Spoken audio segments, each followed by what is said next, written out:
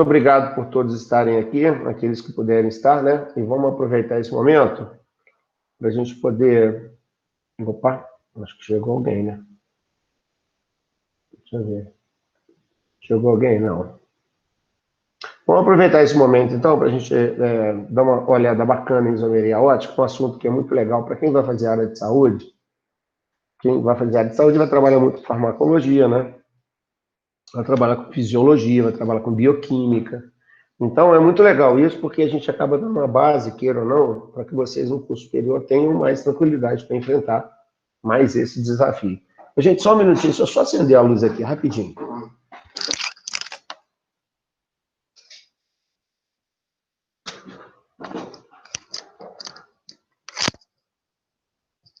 Nossa senhora, escureceu rápido pra caramba aqui, eu, hein? Tá louco, já não chego frio. Então tá, vamos lá. Isomeria ótica. A primeira coisa que você tem que saber de isomeria ótica é quando que ocorre, né? E a principal característica da isomeria ótica é você ter na sua consciência, na sua compreensão, que ela só vai acontecer se houver assimetria molecular no composto. Se o composto apresentar uma molécula assimétrica. Quando eu falo uma molécula assimétrica, você vai lembrar de carbono assimétrico. Não, você não usa mais essa expressão, carbono assimétrico. Você usa carbono quiral. Por isso que a palavra assimetria é sinônimo de quiralidade. Eu sempre, quando eu falo de isomeria ótica, e qualquer livro fala isso, qualquer site você entra e vai ver isso, o professor ou o cara que está apresentando o artigo, ele vai usar as mãos para explicar a simetria. Se você pega a mão direita, por exemplo, e coloca em frente a um espelho plano, você vai ter a imagem da mão esquerda. Se você olhar direitinho, você vai ver que uma é a imagem da outra. Elas se anulam. Perfeito, sem problema. Agora, se você pegar a mão direita e tentar colocar sobre a mão esquerda, você vai ver que as imagens não se sobrepõem.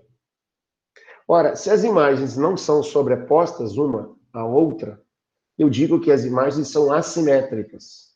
Como eu uso as mãos, e mão é a melhor representação do corpo de assimetria, a mão direita é contrária à mão esquerda, óbvio. A gente até associa a uma ciência que nós conhecemos como quiromancia. Quiromancia é a ciência que faz a leitura das mãos. Quiros, quiral, assimétrico, mão. Quiromante, aquele que faz a leitura das mãos. Então, o principal exemplo e a forma que a gente usa para explicar a isomeria ótica para o aluno é usando o espelho plano, usando o exemplo das mãos. Imagens sobrepostas? Não. As imagens não se sobrepõem. Então, as imagens são assimétricas. É a condição básica para haver isomeria ótica. Deixa eu só aceitar aqui rapidinho. Então, a principal, bem-vinda, Mari.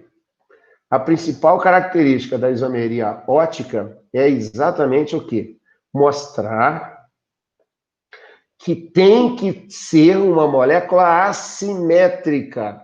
E a molécula assimétrica, meninos, meninas, é mais fácil você identificar uma molécula assimétrica pela presença do carbono quiral.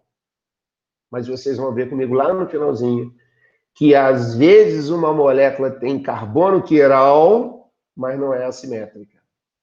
Vocês vão ver. Mas basicamente, 96% dos casos, vamos dizer assim, você vai identificar a isomeria ótica pela presença do carbono quiral, porque tendo carbono quiral, a molécula vai ser assimétrica.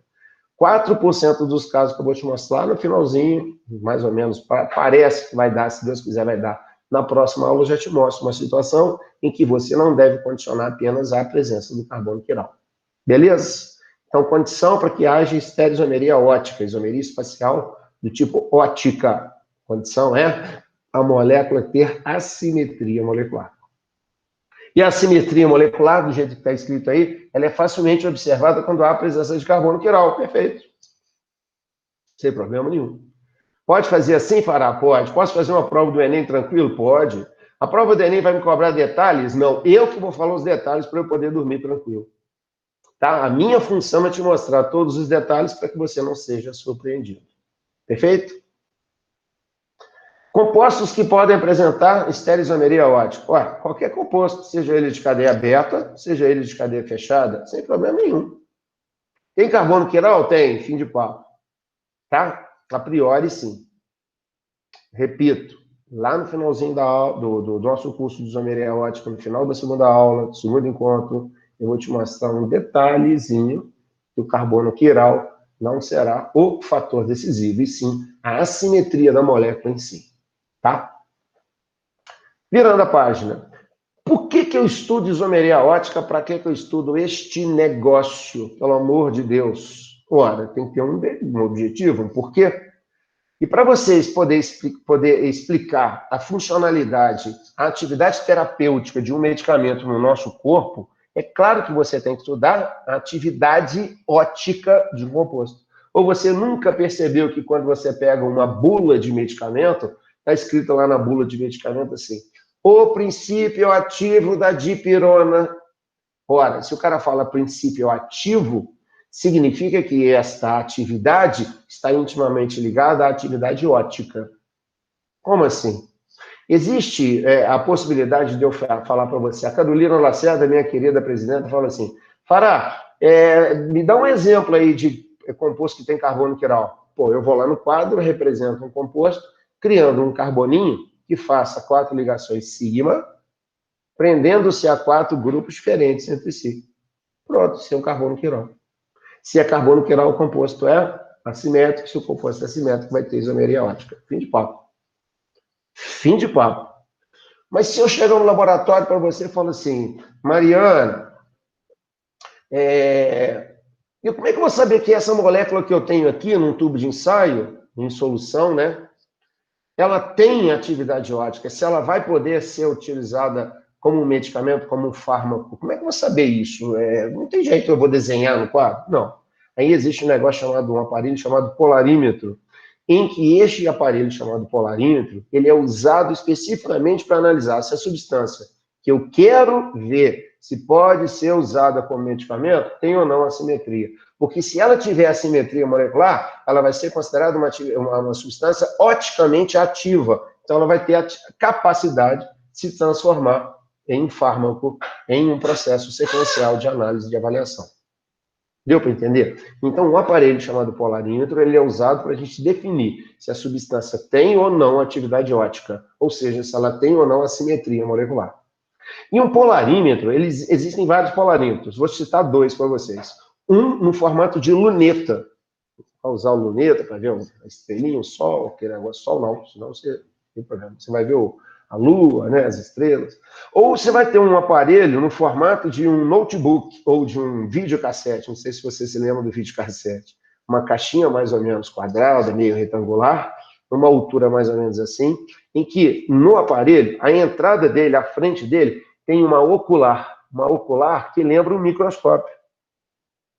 E nessa ocular, quando você olha lá, está tudo escuro.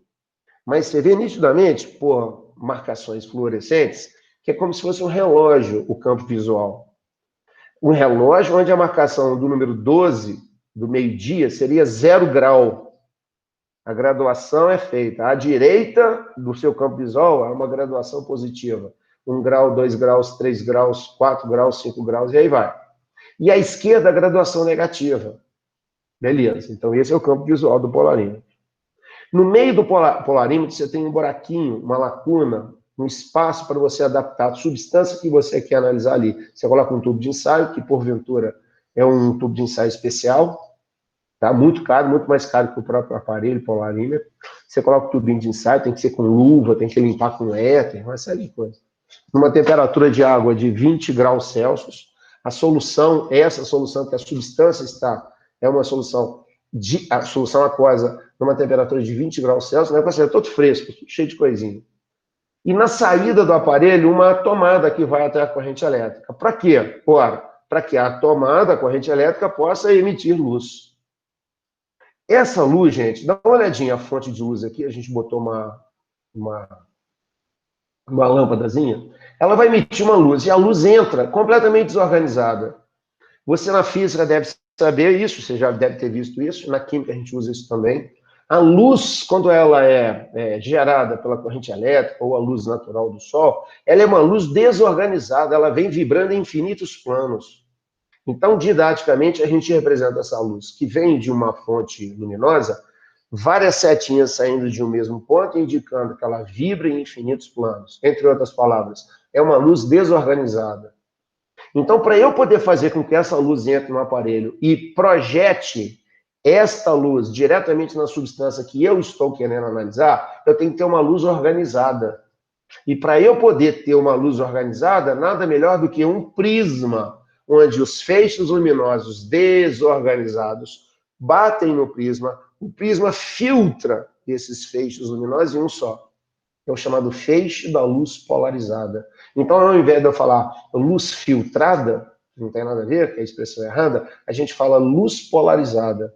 Então, eu passo a ter, depois da incidência do primeiro prisma, que são dois prismas, o primeiro prisma recebe essa luz desorganizada e polariza os feixes luminosos.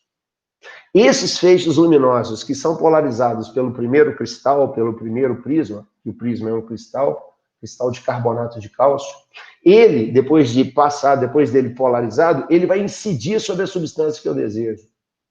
Ora, imagina, a substância está aqui, o feixe luminoso bate nela. Se bate esse feixe luminoso organizado, e se essa substância for capaz de provocar nesse feixe um desvio, seja para a direita, seja para a esquerda, aí eu vou afirmar categoricamente que essa substância que conseguiu desviar o plano da luz polarizada é uma substância oticamente ativa. Ela tem um potencial tremendo para ser futuramente um fármaco. Ela vai participar de novos processos de avaliação, mas tem todas as características de ser um fármaco. Fernando Fará, como é que eu vejo isso? Ora, se existe o primeiro prisma que serve para polarizar os feixes desorganizados, o segundo prisma que existem, já que são dois, vai permitir que esse desvio provocado por essa substância, que eu considero oticamente ativa, chegue aos meus olhos, cor de mel. Quer ver? Vou virar o slide, ó. Vou virar o slide para você. Virei. Olha como é que é bem mais fácil você enxergar isso. Dá uma olhadinha para o slide. Essa é a luz que entra. Uma luz completamente desorganizada, vibrando em infinitos planos. Passa pelo primeiro prisma. Quem inventou esse prisma, quem criou, foi um cara chamado Nicol. Por isso que é prisma de Nicol. Ao incidir sobre esse prisma, a luz desorganizada passa a vibrar em apenas um plano, que a gente chama de luz polarizada ou plano da luz polarizada, PLP. Esse feixe luminoso, organizado, polarizado, é incidido sobre a substância, sobre a solução aquosa que nós temos, e esse feixe pode sofrer um desvio como esse na letra B, para a direita. Esse feixe pode sofrer um desvio para a esquerda, como na letra C, ou pode não sofrer desvio. Ora, se não houver um desvio depois que o feixe passa pela substância, a substância não tem assimetria, a substância não é uma substância quiral, a substância não será considerada oticamente ativa e ela não terá chance de se transformar em uma substância com fins terapêuticos, ou seja, um fármaco adequado. Beleza? Aí você fala assim, poxa, mas como é que eu vou ver isso no aparelho? Na hora que você está olhando assim, que você liga o aparelho, está tudo escuro. Você só vê os numerozinhos lá das graduações fluorescentes. Na hora que você coloca o tubinho de ensaio e a luz incide, aí você vai ver no campo visual, do seu lado direito, uma luminosidade. E a luz que vai chegar até um certo ponto desse lado direito vai cair exatamente num grau. Aí você vai ver quantos graus a gente conseguiu ver que o desvio aconteceu para o lado direito. Ou a substância pode provocar um desvio para o lado esquerdo. Aí você vai ver, a luz parou em qual graduação? Aí você vai falar assim, desvio do plano da luz polarizada para a esquerda em 23 graus negativo, por exemplo. Então, cada substância tem essa característica. Repito, para que a substância seja capaz de provocar um desvio do plano da luz polarizada, ela tem que ser oticamente ativa. Mas para ela ser oticamente ativa, ela tem que ser uma substância assimétrica, ou seja, a sua molécula tem que ser uma molécula simétrica, facilmente observada por nós pela presença de carbono quiral ou carbono assimétrico, já que não é usado mais essa expressão. Tudo bem? Então, quando eu falo que o desvio ocorre para o lado direito, eu falo que é um giro destro, direito. Se eu juntar as palavras giro, destro, se eu fizer a junção, eu falo destrógiro, que pode ser representado pela letra D, de danadinho, ou um sinalzinho de positivo, porque o lado direito, em que vai acontecer a mudança do feixe luminoso, é o lado positivo, a graduação positiva. Caso o feixe luminoso seja desviado para a esquerda, para o lado esquerdo, nós teremos uma substância considerada levógera. Levógera vem da onde? Giro, levo. O que é isso? Esse levo é uma adaptação à palavra em inglês left, que é o esquerdo. Então, levógero, ou o Lzinho, entre aspas, né? O Lzinho sempre vem entre aspas, mas maiúsculo ou minúsculo, ou sinalzinho de negativo. Então, a partir de agora, se você não percebeu ainda, tente perceber quando você pega uma bula de remédio, de medicamento, lá em cima vem o nome do princípio ativo e antes do nome vem um sinal de D, uma letra D, maiúscula ou minúscula, vem um sinal de positivo ou um sinal de negativo, vem uma letra L ou um sinal de negativo, ou vem a letra R ou a letra S. S fará. R do inglês, right, direito. E S, a letra S, do inglês, sinister, esquerdo também. Então, nós podemos representar a substância oticamente ativa destrógera, com uma letra D de danadinho, com um sinal de positivo, ou uma letra R de right. Fiquei a semana inteira treinando minha pronúncia aqui para você. A minha substância oticamente ativa, sendo levógera, ela pode ser representada pela letra L, ela pode ser representada pelo sinal de negativo, ou pode ser representada pela letra S, de sinister. Então, muitos medicamentos vêm com essa representação, indicando que a substância que ali está é uma substância oticamente ativa. E começa a perceber isso. Beleza, gente. Vamos considerar, então, por exemplo, a isomeria ótica no ácido lático. Aí você vai falar assim comigo, poxa vida, ácido lático, mais uma coisa que eu tenho que guardar, já tive que guardar ácido maleico, ácido fumárico. É porque na química orgânica existem algumas considerações especiais de alguns assuntos. Por exemplo, para eu falar de isomeria espacial para você, geométrica, cis e trans, se eu não falar de ácido butenodioico, a forma cis, que é o maleico, e a forma trans, que é o fumárico, não estarei falando de isomeria geométrica, estará faltando alguma coisa. Da mesma forma, na isomeria ótica, eu tenho que falar para você na isomeria ótica a respeito do ácido lático. Se eu não falar do ácido lático, é como se eu estivesse falando de futebol e não estivesse falando do Pelé.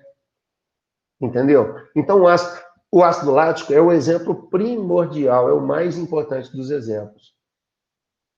Quem faz vestibular aqui em Juiz de Fora, quem já fez vestibular aqui no PISME, há uns 3 anos apareceu essa questão, e na questão lá aberta, foi aberta, o cara pergunta da isomeria ótica no ácido lático, sem falar quem que é o ácido lático, cara. Que normalmente, quando uma questão vem com esse nome usual, o nome oficial vem do ladinho, para que o aluno possa, através da nomenclatura oficial, montar o composto. Então, pelo amor de Deus, gente, não esquece não, o ácido lático é esse bonitão aí.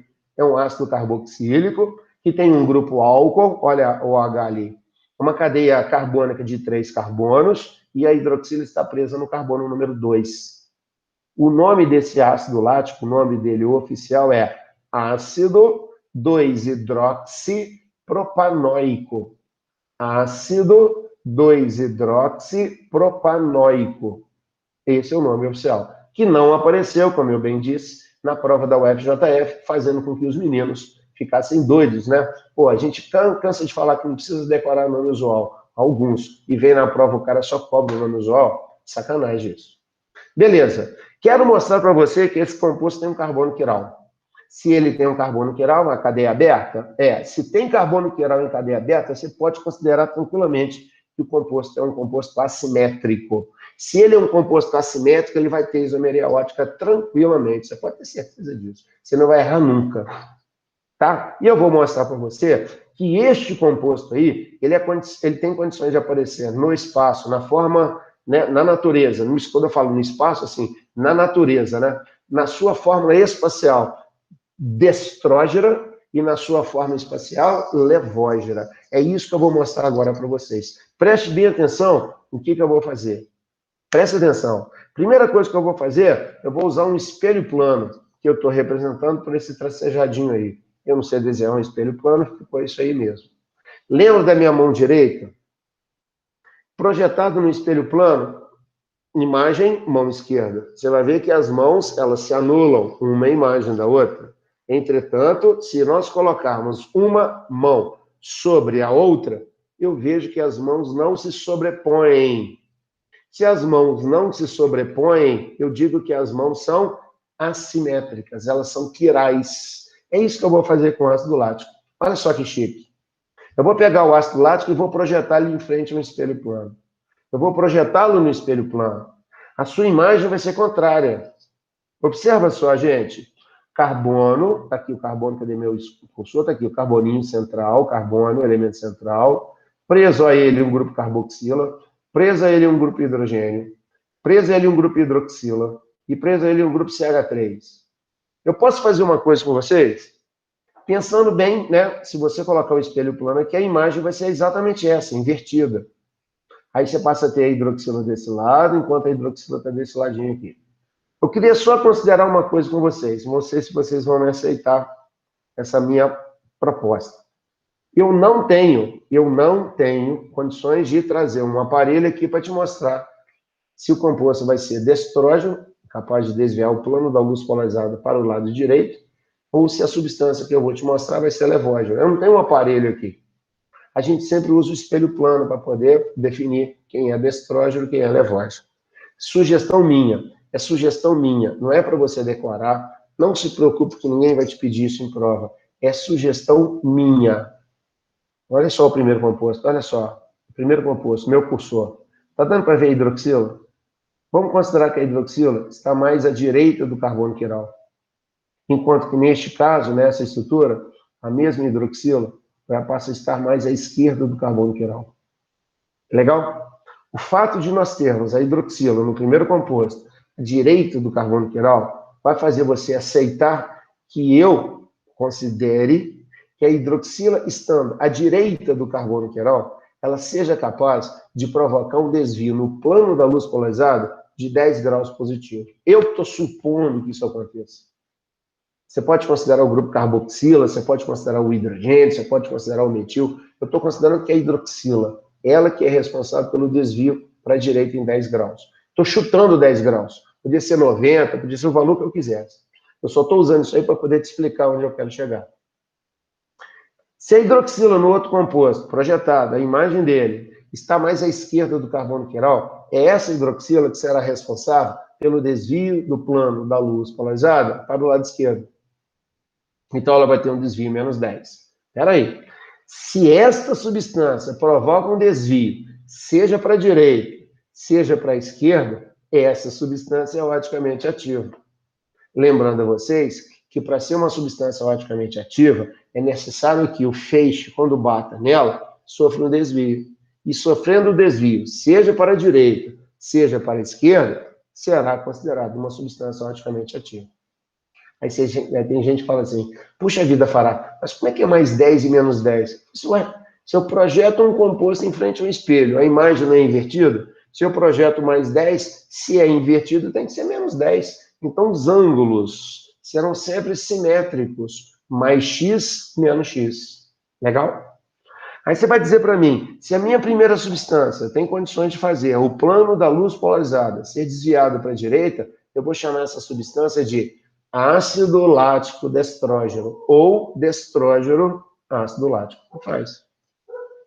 Se eu sei que a hidroxila está à esquerda do carbono quiral e é ela quem provoca um desvio de menos 10 graus, eu vou afirmar que este composto é o ácido lático levógeno, o L ácido lático ou o levógeno ácido lático.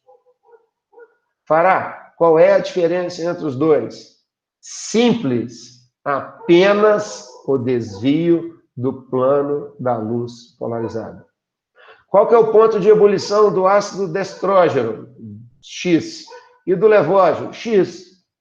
Qual que é a reatividade do ácido destrógeno? Y. E a reatividade do levógeno? Y. A mesma coisa. As propriedades físicas e químicas são idênticas. A única coisa que vai diferenciar o destrógeno do levógeno é o desvio do plano da luz polarizada. É isso que importa para a gente. Ah, Fará, mas eu fiquei sabendo, eu li que as propriedades fisiológicas são diferentes. Claro que são diferentes, mas as propriedades fisiológicas não é um assunto que a química se incumba de resolver, de analisar. Por exemplo, o ácido lático destrógeno é encontrado no leite. Ele faz um bem danado para a gente. Ele funciona como alimento, ele funciona como medicamento. A criança, quando nasce, 6 meses depois do nascimento, se ela ficar só no peito, não tem problema nenhum, não precisa nem água. Ela não precisa tomar nem água, gente. Nem vacina, se você parar para pensar. Aí você fala, o Fará está defendendo a não vacina. Não, não é isso. A gente vacina por questões de lucidez, claro, a gente está no século XXI. Olha aí o que está acontecendo com a gente. Mas, por exemplo, na civilização indígena, você acha que todos os índios recebem as vacinas que nós, brancos, tomamos? E como é que eles se mantêm lá? Primeiro que os vírus praticamente não aparecem. E quando aparecem, eles têm a resistência mediante a alimentação no peito da mãe. Vocês sabem disso melhor do que eu. E o ácido lático levógeno, Fará? Ele não é contrário? Então, se um é alimento, o outro tem que ser veneno. Se um é medicamento, o outro vai ser nocivo, tóxico à nossa saúde. É esse ácido lático levógeno, meus queridos e minhas queridas, é que provoca a fadiga muscular, o cansaço muscular na musculatura estriada. E quando você tem muito ácido lático na musculatura lisa, você tem o que a gente chama de cólica. As meninas, vocês meninas, que têm a cólica menstrual, sabem muito bem disso. Não é o ácido lático, claro, né? Mas é como se fosse o ácido lático, né? Criando essa dor aí, que é, para muitos, uma dor insuportável. O ácido lático... Oi? Então, se existe o que desvia para a direita, vai existir o que desvia para a esquerda. Sempre. É igual o cis e o trans. Ah, tá. Se existe o cis, é claro que vai existir o co-irmão dele, que é o trans. Você nunca... Mariana, que me perguntou. Foi eu, Júlia. Júlia, desculpa. É porque eu não estou vendo ninguém aqui. Julinha, o fato de você ter um isômero espacial, ele sempre vai ser isômero aos pares. Nunca só o cis. Se existe o cis, existe o trans. Nunca só o destrógeno. Se existe o destrógeno, vai existir o levógeno. É sempre dupla sertaneja. Tá? Eu só queria que vocês vissem uma coisa. Lá na fisiologia muscular, eu não sei quem dá aula para vocês de biologia, com certeza fala disso, né? Que o glicogênio, quando ele quebra, ele gera glicose. A glicose na musculatura gera a quantidade calórica que nós precisamos para poder nos manter vivos durante o dia. E quando você está mal condicionado fisicamente, o que vai acontecer? Vamos supor que você vai chamar, por exemplo, né, o Newton para jogar de lateral direito, tá? Você vai jogar eu, Sérgio, nós vamos jogar aí o Zé Carlos, vamos fazer um timaço aqui bacana, e vamos chamar o Newton para jogar de lateral direito. Vou pedir para ele apoiar o ataque. O Newton vai e apoia. Quando ele volta para defender, ele volta de táxi, porque ele não vai aguentar. Por que ele não vai aguentar? Porque a musculatura dele está cheia de ácido lático. Quando você tem uma quantidade de glicose legal, quando você está bem condicionado fisicamente, quando você está malhando direitinho, sem forçar a barra, alimentação rica, bacana em fibra, né? Aquela alimentação equilibrada, muito hidratado, toma sol adequadamente. O que acontece com a glicose? A glicose está aqui nesse nível de concentração na musculatura. O ácido lático está aqui. Quando você está bem condicionado fisicamente, a queima da glicose nunca será superior a ponto de deixar, nunca será total a ponto de deixar prevalente o ácido lático na musculatura. Então, quem está bem condicionado fisicamente, a quantidade de glicose, a concentração de glicose na musculatura, ela é sempre maior do que a concentração de ácido lático. Agora, imagina um cara mal condicionado fisicamente. Tem mais de 20 anos que não joga bola e resolve jogar bola. Ele joga, tá? Ele joga 5 minutos, sai bufando. No dia seguinte não levanta nem da cama. A glicose é consumida bruscamente e o que vai prevalecer é o ácido lático. E o ácido lático é que vai causar o transtorno muscular. Por isso que a alimentação tem que ser rica em banana, em açaí e outras coisas mais. A alimentação rica em potássio para poder fazer aquela bomba só de potássio se reequilibrar e fazer com que a queima calórica por parte da glicose não seja tão brusca a ponto de permitir que o ácido lático permaneça na musculatura. Beleza? Isso é muito legal, esse é um assunto muito verdadeiro, muito real, e que vocês vão ver isso no curso superior, se Deus quiser, no ano que vem. Ácido lático destrógeno e ácido lático levógeno. Se, por exemplo, a Julinha vira para mim e fala assim, Fará, eu tenho ácido lático destrógeno, eu tenho 50 ml de ácido lático destrógeno. E tenho 50 ml de ácido lático levógeno. Vamos misturar os dois? Vão. Mistura de duas substâncias numa mesma proporção, 50-50. Misturei. E agora, Júlia, o que você quer fazer? Nós vamos levar lá para o polarímetro. Coloca lá no polarímetro, vamos ver qual vai ser o desvio. Ora, gente, se eu estou misturando 50 ml de um ácido que desvia 10 graus positivo, com ácido lático levógeno que desvia menos 10 graus, claro que o desvio final vai ser zero. Por isso que quando eu misturo os dois na mesma proporção, eu acabo formando uma mistura oticamente inativa. O que quer dizer isso? Uma mistura que não permite que o desvio do plano da luz polarizada ocorra. Essa mistura é chamada de racêmica e a representação dela é DL, exatamente a junção das duas substâncias. Se alguém perguntar para você, Gabi, esta mistura racêmica pode ser considerada um isômero? Claro que não. Nunca. Para ser isômero, você tem que ser substância. Para ser isômero, você tem que ter fórmula molecular. Quando é que uma mistura vai ter fórmula molecular? Nunca. Qual que é a fórmula molecular do xixi? X2? Não, não existe isso. Mistura não tem fórmula. Se mistura não tem fórmula, não tem condições de ser isômero. Porque o conceito de isomeria é compostos diferentes que têm a mesma fórmula molecular e não misturas diferentes. Quando eu falo compostos diferentes, eu me refiro a substâncias diferentes. Legal? Vira a página. Fará, eu tenho uma dúvida. Oi. Pode perguntar à vontade. No slide anterior. Pois não, deixa eu voltar para você, peraí. Oh, meu Deus, peraí, não sei voltar essa porcaria aqui. De como determinar se é destrógeno ou levógeno, eu não sei se eu vi isso em algum lugar, que eu consigo Não tem. a rotação Sim, pode falar. molar, não tem um negócio assim? Tem. Você no ensino médio, você não precisa saber isso, não. Você vai ver isso lá no curso superior. Por exemplo, o ácido lático é destrógeno por causa do grupo carboxila, porque é o grupo mais pesado.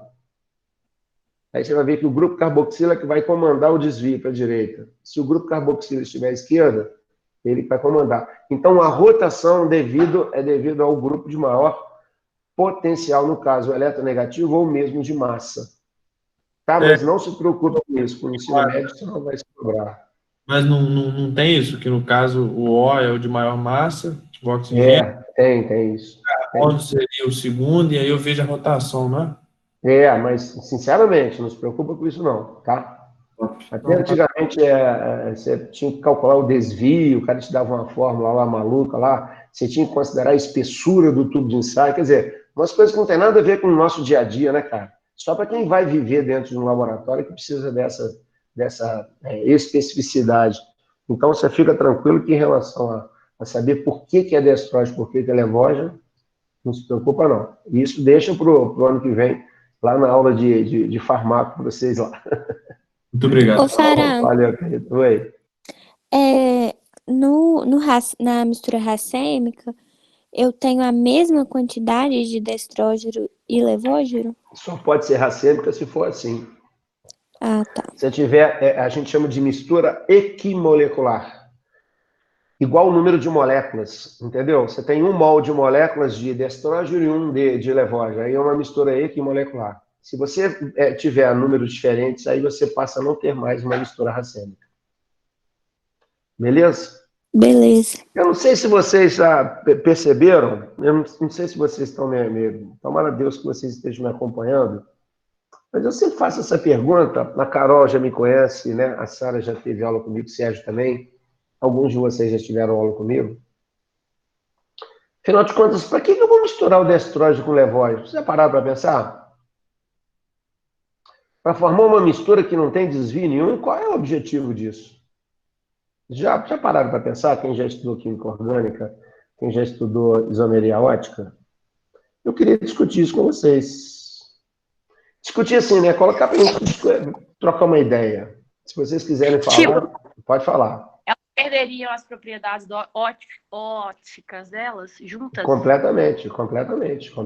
Isso não seria, tipo, viável para algum medicamento, sei lá, que eu não quero que uma delas se sobressaia. Não sei como explicar, entendeu? Entendi. Não, É um entendi negócio a sua localização, a sua talidomida? Tem a ver, tem também a ver. Mas deixa eu só te explicar uma coisa para você esclarecer de uma vez o porquê que todo mundo fala misturar destrógeno e levógeno. Na verdade, a gente não tem o interesse de misturar destrógeno e levógeno. Porque quando nós fazemos uma síntese em laboratório, Stephanie, olha só que legal. Mário, olha só que legal. Eu vou para o laboratório de Dexter, Dexter, Didi, irmã chata dele, e todos vocês. Gente, vamos sintetizar o butan-2-ol. Butan-2-ol é um álcool que tem carbono quiral. Então tá, vamos sintetizar. Você acha que nós vamos sintetizar e na hora da síntese, na hora da reação, eu vou formar só o butan-2-ol? Eu vou formar uma mistura de vários álcoois. Então, quando a gente sintetiza alguma coisa que tenha por objetivo a produção de algum medicamento, de alguma atividade, de algum produto com atividade terapêutica, a gente não produz a substância. A gente produz a mistura. Sabe quem produz substância destrógena? É o corpo humano. Sabe quem produz a substância levógena? O corpo humano. Homem, na acepção da palavra. Não produz. Quem produz isso é Papai do Céu. Nós, quando sintetizamos algo no laboratório, nós sintetizamos a mistura. Aí nós temos a mistura nas mãos. Aqui, tá beleza. Aqui, ó, tá feito aqui. Mas nós temos que fazer o quê? Separação das misturas. Por isso que a gente estuda separação de mistura. Aquele assunto chato pra caramba lá. Mas esse troço aqui é tão específico, mas é tão específico, que vários daqueles métodos de separação de misturas não vão encaixar aqui. Tem um método de separação de mistura que você usa até uma bactéria que come só o estrógeno. Aí fica só o levógeno. Aí você perde 50% da sua amostra. Então, vamos imaginar. Cristalizamos, tá? Cristalizamos. Aí eu vou olhar no microscópio, tem um microscópio lógico próprio para isso, você separa os cristais que têm as mesmas características. Então, você vai separar um do outro. Então, um vai ser destrógeno, o outro vai ser levógeno. Qual que é o destrógeno, qual que é o levógeno? Eu sei lá, como não sabe? Chama o polarímetro, pega o polarímetro, coloca no tubo de ensaio e vê qual é o desvio.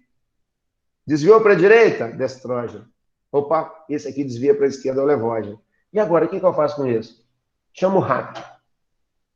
Ô rato, vem cá. Pois não, vira a bunda aqui. Que isso, mais respeito. Vira a bunda aqui.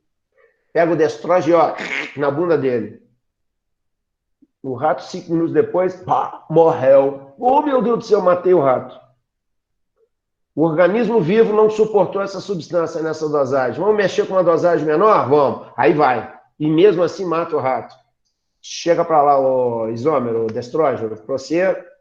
Você, para essa substância que eu quero, não foi eficiente. É um veneno, eu não vou trabalhar com você.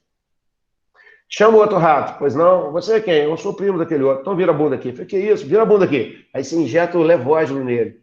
Aí 5 minutos depois você vê a pupila do cara dilatar.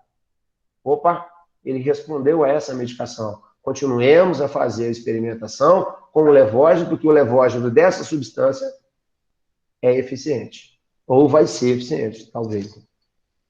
Isso acontece muito com substâncias que são nocivas, em que as pessoas deliberadamente colocam no mercado para saber qual é a resposta que vai dar. Exemplo, talidomida. Acho que a Mariana ou a Júlia que falou, não sei. A talidomida é uma substância que é usada... Deixa eu contar a história rapidinho aqui, eu não vou ser prolixo não, prometo. Essa substância foi lançada em 1957, na Alemanha. Uma substância que foi... um medicamento que foi lançado na Alemanha com fins de diminuir a ansiedade, acelerar o processo do sono, né, tranquilizar. Mas na Segunda Guerra Mundial, na página negra da história da humanidade, os nazistas, os alemães, os médicos extremamente inteligentes, a Carolina sabe o que eu vou falar, a Sara sabe, o Sérgio sabe, que o ano passado a gente discutia muito. Influenciado por outras inteligências, pega a talidomida D e L, não tinha sido lançado no mercado, hein? Isso em 1944. Pega a talidomida L, a levógera, sabendo que é causadora de transtorno na formação fetal, injeta nas mulheres judias, grávidas de até 4 meses, que estavam em campo de concentração. Ao invés de matá-las na câmara de gás, mantiveram-nas vivas, com o feto em desenvolvimento, para saber até onde eles chegariam. Nascidos as crianças com teratogenia, sem os braços, sem as pernas, sem os olhos, sem o cérebro, sem o palato, sem as vias aéreas superiores, ou seja, completamente deformados. Isso foi feito deliberadamente, porque eles já haviam feito experimentos em animais. Olha só onde que chega a maldade e a loucura dos homens. Isso nós estamos pagando aí. Isso tudo que nós estamos vivendo é um processo kármico de outros momentos. Isso é um outro assunto para a gente discutir. Esta talidomida, gente, naquela época já era usada para doença autoimune. Herpes e lúpus, não existia AIDS ainda. Hoje é usado para AIDS. E ainda assim, quando você pega a bula do medicamento chamado talidomida, vem lá assim, RS, ou seja, DL, é o racêmico que é vendido. Então, além de fazer mal, você tem que ter um cuidado tremendo, você tem que ter 5 pessoas para endossar o uso disso. Você como usuário, como o paciente, e mais 4 pessoas ao seu redor para poder se responsabilizar por qualquer dano que venha a acontecer. É igual o Rocutan. Você não pode sair tomando esse troço, dá até a infertilidade. Você entendeu? A bula da talidomida, quando você vai abrindo assim, parece um jornal aberto, folha de jornal aberto, tão grande que é. Então, isso foi feito deliberadamente. E a Alemanha, em 57, soltou isso sabendo que tinha efeito colateral. E mesmo assim as pessoas usaram. E ainda usam, acredita? Exatamente pela mistura racêmica que é. Quando você toma uma mistura racêmica, para você pensar. Você teria que tomar, na verdade, o medicamento original. O medicamento original é a substância. Quando você toma um medicamento similar, é o racêmico. Como é muito caro a separação, a indústria farmacêutica, às vezes, não quer separar porque custa muito e perde-se muito material, ele lança no mercado um similar, que normalmente é uma mistura, que hoje a Anvisa já está endossando o uso, por questões de grana, porque o preço é mais baixo e vai atender uma parcela da população que não tem acesso à medicação. Dá para entender, gente? É tudo um jogo político da coisa? Então você toma, olha só, você toma 50 ml do racêmico, imagina, tomei 50 ml, só que o racêmico, uma parte boa, é importante para mim, a outra parte não é, então dos 50 ml eu só vou absorver 25.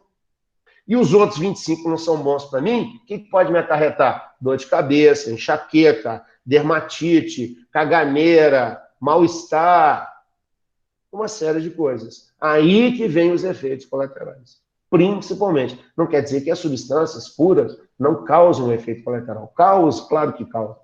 Tá? O medicamento original, ele é uma substância, normalmente, ela é feita com experimentos em seres humanos. Você tem que ver a biodisponibilidade do medicamento, quanto tempo que ele entra e fica, o tempo de excreção, a absorção, coisa que o genérico não tem isso. Então, eles fazem experimentações sem o teste em seres humanos. Por isso que o genérico tem um preço mais baixo. uma série de coisas. Você sabe que a indústria farmacêutica é uma das 3 de maior poder financeiro do mundo. Perde só para a indústria da guerra, das armas, claro, e das drogas. Beleza? Eu não sei se eu estou falando demais, eu não sei se eu me empolguei, vocês me desculpem, tá? Às vezes eu falo demais e... Tá dando para acompanhar, gente, ou não? Eu estou falando muita besteira. Ô, Fará, Oi. só uma coisa. Por isso que a gente tem que ficar um pouco preocupado em relação a criar uma vacina rápido demais, por exemplo. Claro que, assim, vão ser feitos testes antes. Mas, tipo, numa vacina eu posso também trabalhar essa questão de destrógeno, levógero, e alguma delas pode ser letal pra gente? Com certeza absoluta, com certeza absoluta. Você acha que da onde que vem o crack, Gabi? Faço ideia. É um subproduto de uma substância que deu certo. Entendi. Ou seja, se você usa cocaína, imagina, usa cocaína não é usar de cheirar, não, tá? Cocaína é feito de anestesia e tudo mais. A lidocaína, por exemplo, que é uma parcela dela. O crack é o subproduto que não foi utilizado, que não é interessante para a gente. Naturalmente não é interessante, por quê? Porque ele causa dependência, ele tem uma impureza muito grande. Então, essas pessoas que são usuárias de crack, você sabe, né? Pelo amor de Deus, né?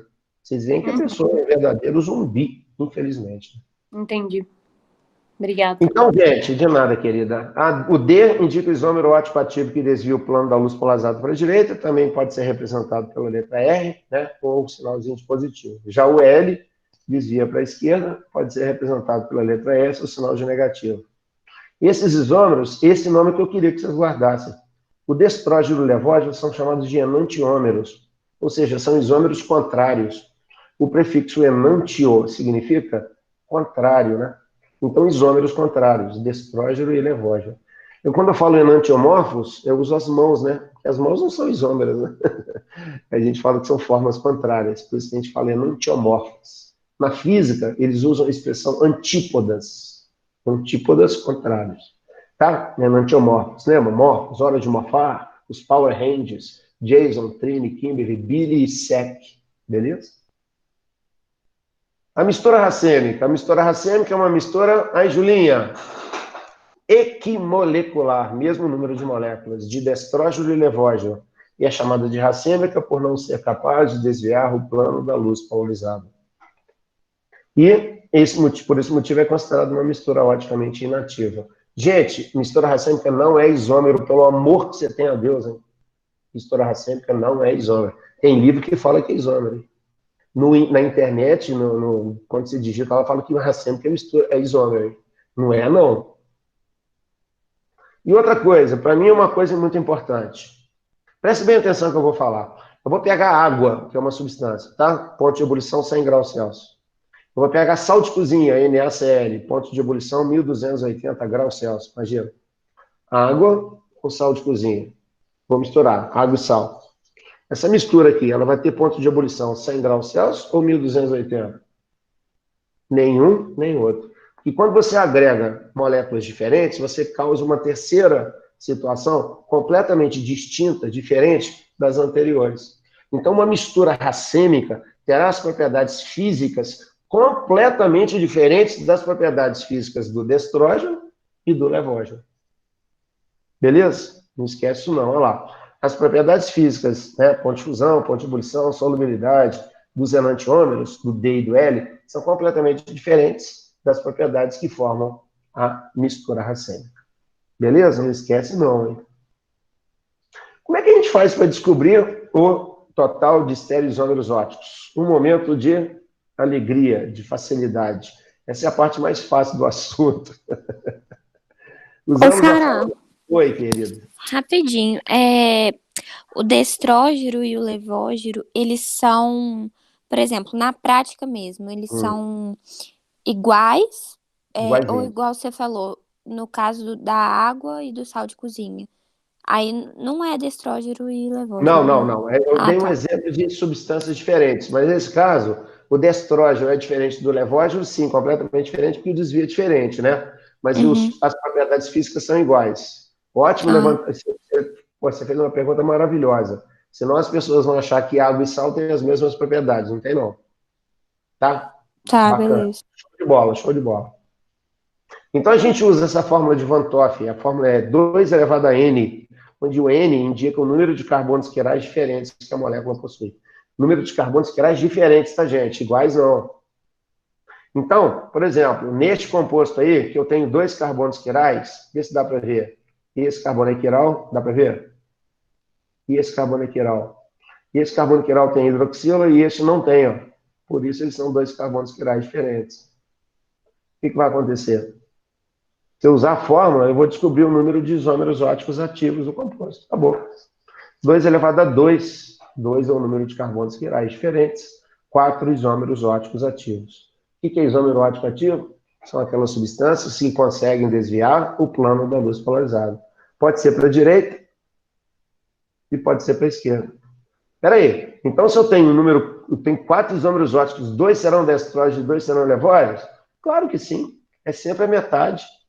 Mas o número que eu vou achar é sempre par? Claro que sim. A base desse exponencial aqui, ó, dessa potência, né, que a gente fala aqui, a base dele é par. Então, o número sempre será par. Se alguém te perguntar quantas misturas racêmicas esse composto possui, ou pode gerar, quer dizer, quantas misturas racêmicas? Poxa, se eu sei que mistura racêmica é destrógeno e levógeno, se eu tenho 2 destrógenos e se eu tenho 2 levógenos, eu vou ter 2 misturas racêmicas. É só pegar o número de isômeros óticos ativos e dividir por 2. Não precisa usar fórmula, não precisa usar nada. Quantos ativos? 2. Dividido por 2, 1. Uma mistura racêmica. Quantos ativos? 8. Dividido por 2, 4 misturas racêmicas que o composto pode gerar. Bem mais fácil que você possa imaginar. Para fechar a nossa aula, eu não vou passar disso não. Eu quero chegar aí, eu tenho mais 6 minutinhos. Eu quero consolidar, eu quero reafirmar, eu quero ratificar, eu quero provar que esse tal de Van Toff estava certo. Vou usar um exemplo do ácido 2-hidroxi 3-metil-butanodioico. Queria te pedir desculpa, que aqui saiu errado. É butano, deixa eu só corrigir aqui, gente. Butanodioico.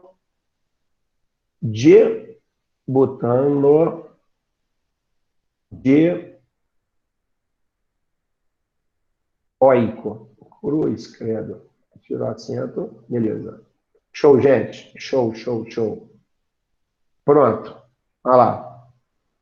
Agora acertei. Ácido 2-hidroxi 3-metil-butanodioico. É um ácido dicarboxílico, com 2 carboxilas, que tem um grupo hidroxila no carbono 2 e um grupo metil no carbono 3. Antes de eu montar o composto, você já deve estar com ele na cabeça aí, 4 carbonos, 2 grupos ácidos, uma hidroxila no 2 e um metil no 3. Antes de eu representar esse composto, vamos considerar algumas coisas, porque eu não tenho o polarímetro. Considerando que toda vez que a hidroxila estivesse situada à direita do carbono quiral, ela vai ser capaz de provocar um desvio do plano da luz polarizada em mais 30 graus positivo. Se ela estiver à esquerda, ela vai provocar um desvio de menos 30. Se o CH3, que é um radical que está ligado ao carbono quiral, estiver à direita do carbono quiral, vai ser mais 10 o desvio provocado por ele. Se estiver à esquerda, menos 10. Então, eu vou pegar este composto, ácido 2-hidroxi 3-metil-butanodioico, que normalmente nós representamos na horizontal, nós vamos verticalizar ele. Pode? Olha só como é que fica. Olha lá. Veja se são 4 carbonos na cadeia principal, veja se o hidroxila está no carbono 2, veja se o metil está no carbono 3. Vou chamar esse primeiro composto de composto 1, esse composto de composto 2, esse composto de 3 e esse composto de 4. Presta bem atenção agora, gente. Não é para decorar, só é para entender. Dá para ver que aqui no primeiro composto existe uma hidroxila à direita do carbono quiral. Então ela vai provocar. Esse CH3 também está à direita do carbono quiral, vai provocar um desvio de mais 10. Mais 30 com mais 10 dá quanto, queridos? Mais 40. Então este composto aqui, ele desvia o plano da luz polarizada em mais 40 graus, para a direita. Claro. A imagem dele, projetada no espelho, tem que ser contrária. Ora, qual que é o contrário de mais 40? Menos 40. Hidroxila à esquerda, menos 30. CH3 à esquerda, menos 10. Menos 30 com menos 10, menos 40. Show. Olha o que eu vou fazer agora. Vê se vocês aceitam. Vê se vocês aceitam. Tá dando para ver daí? Eu não vejo ninguém. Dá para ver? Minhas mãos. Duas mãos. As duas mãos unidas por um pincel. Cada mão representa um carbono quiral. O pincel representa a ligação sigma que une os dois carbonos quirais.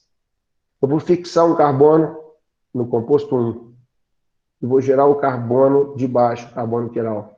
Pode isso? Pode. Nanotecnologia.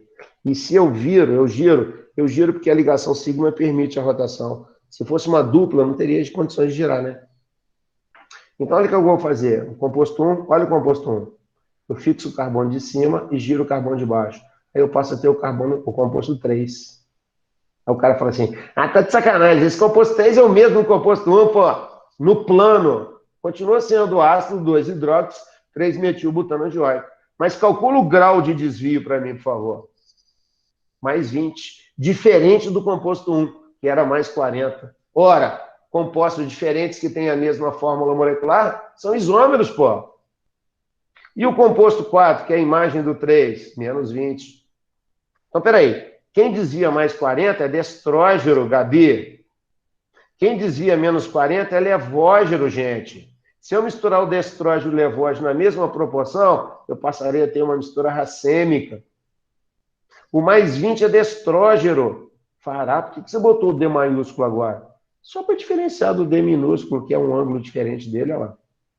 O levógeno menos 20, levógeno grandão.